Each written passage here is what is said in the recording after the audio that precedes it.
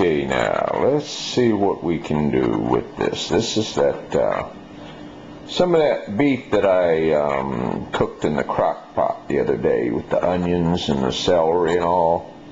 Yeah, you see a bit of fat right in there that's gelled. That's all right. It'll melt down. I got most of it out though, and I put it all in the refrigerator, and all the fat floated up to the top, and I just had to skim it off. All right, I've got an idea. All right, let's see. Okay, now I know many of you are going to have a fit over this. I'm going to take a drop or two of this here bacon grease. Yeah, fry my bacon, and I go ahead and just put it in the jar. Sometimes I pour it into this little bowl back here and let it cool off, and then I pour it on into this jar. And yeah, I take this stuff and season my collard greens and beans and put a little of my cornbread and stuff. Oh yeah. So we'll take a little bit of this. I put the camera down a minute, and let's see. Yeah. So I can take the lid off of this here. Here you go. And just put a little bit. And I'm doing it for flavor more than I am for seasoning the pan. That's a non-stick pan, so I want that bacon flavor in this. And I'm going to use a slotted spoon here and dip out some of that beef. Chop it up real good and get some of that onion and get enough for Rita and enough for me. Yeah. And what I'll do is I'm going to turn the heat on and simmer this down until most of this liquid goes away, and then I'll show you what I'll do to it next. Okay, now while that's heating up, let's put just a little bit of salt in there. Not much. A little black pepper. Get it going in there. Yeah. And then let's get some of this Louisiana hot sauce. Yeah, we're going to sprinkle that in there. Not too much. Okay. Yeah. Then I want to chop that meat up really, really, really good. All right. Let it simmer and simmer and simmer until most of the liquid is all gone. This is a beef chuck. Comes from the shoulder area of the cow, so it's kind of a strong muscle, and you have to cook it slow and on low temperature so that it tenderizes the meat, melts down those muscle fibers. Yeah. So it's really quite tender right now. I'm just reheating, and then I'm going to turn it into a little chow.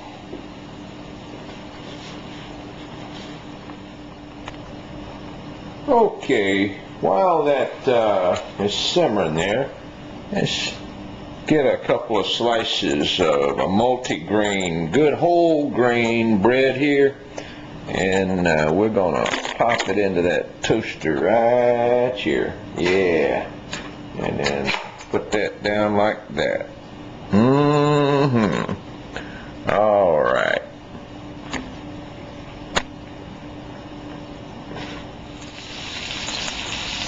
Okay, now the liquids here are almost evaporated. There's still some in there, and I don't mind if the meat chars just a little tiny bit, gets a little crust. It won't do a whole lot. I'm going to turn it off in a minute. But I want most of that liquid to be gone. Okay? All right.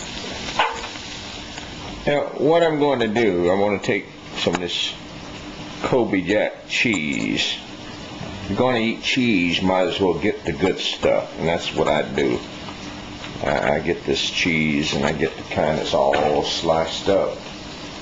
Yeah.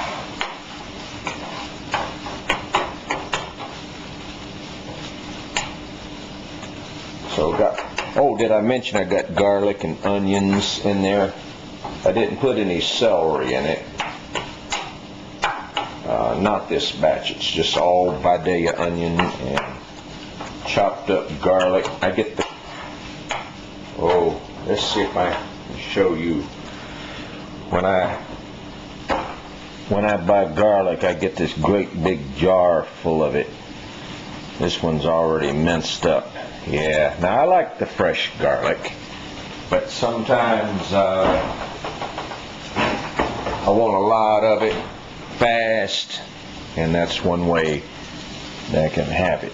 Okay, you probably already guessed what I'm going to do. Now there's a lot of heat already in the meat there. See, it's still got a little more drying out to do. Okay.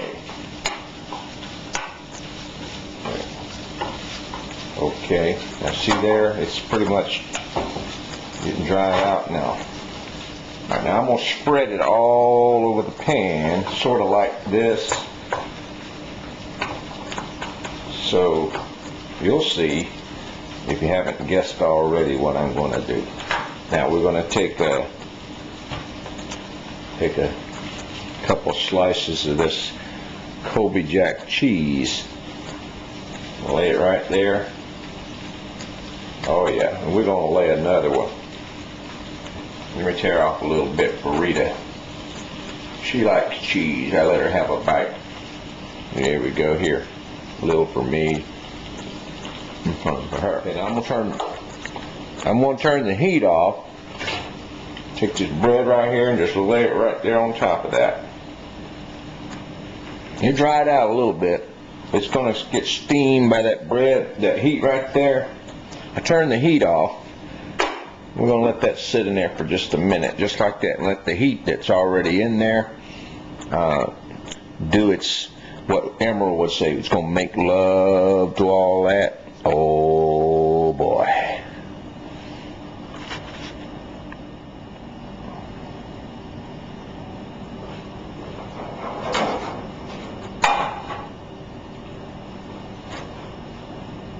Now don't that look good? Of course the cheese is on the bread side. And take that and just fold it over like that. Look at that. Now, doesn't that look good? See all that cheese in there? Oh yeah. Let me get a knife and cut this thing open. There you go. Just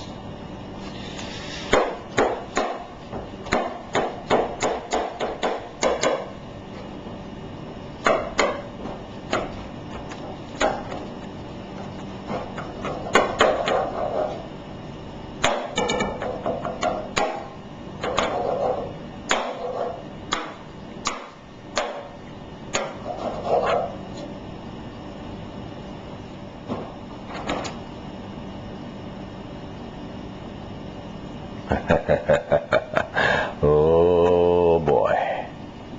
Yeah. You know, sometimes all I want is a real simple little sandwich, you know, and then I have a policy that I'm going to eat this up, and whatever falls back down on the plate, I'm going to let Rita have, bless her heart. Anyway, y'all come on over and help me eat this thing. You hear? Talk at you later. Bye. Oh, incidentally, I meant to mention that, you know, a good chuck roast will last me about a week.